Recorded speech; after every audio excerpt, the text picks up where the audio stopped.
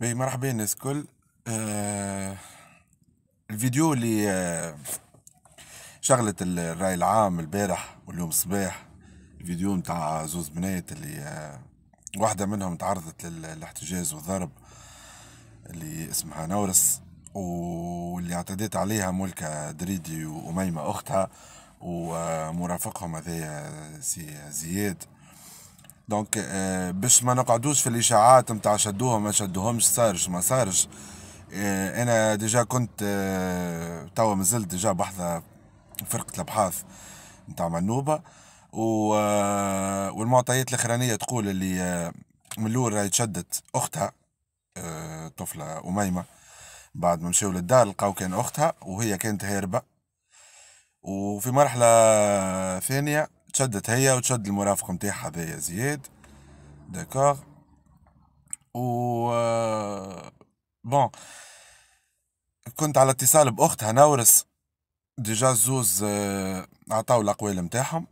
اختها عطات الاقوال متاعها الصباح، قدموا شكاية رسمية وعطاو اقوالهم فرقة الابحاث وتفتيشات منوبة، ونورس مازالت على ذمتهم ديجا من الصباح في منوبة، وهزوها لتبوربة ومازال تبحث حصيلو إلى حد الآن، مازال تبحث. و كهو مادام البحث مازال جاري، دونك الزوز شدوهم، بلوتو ثلاثة تشدوا، والطفلة مازالت معناها قاعدة تبحث على الأسباب وعلى اللي صار الكل، معناها اللي صار الكل لازم يعرفوه أكيد جدا. لازم الأبحاث تكون معمقة باش يعرفوا الأسباب ويعرفوا شنو اللي صار بالضبط، والتفاصيل الجاية بقدرة ربي ناخذوهم احنا ما عند ما عند عائلة نورس. بيانتو في الفيديو الجاي ان شاء الله نهبطوا فيديو اخرى من بعد شوية.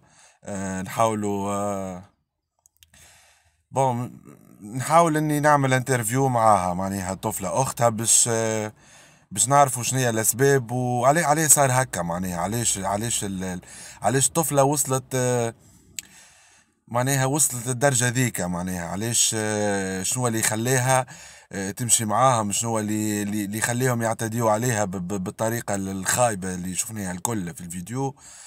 هذه الكل باش نحاولوا نعرفوه من بعد بحذا اختها. المفيد بالنسبة للاشاعات اللي تقول تشدوا وما تشدوش، راهم تشدوا ثلاثة، هذه اخر معلومة عندي. ثلاثة تشدوا وثلاثة باش تعديوا معناها على المحاكمة. بالنسبة للطفلة ملكة ديجا اللي معاها ذايا، كان دخلته قبل الحبس تهمة الاغتصاب، تهمته بانه اغتصبها ودخلته للحبس ديجا.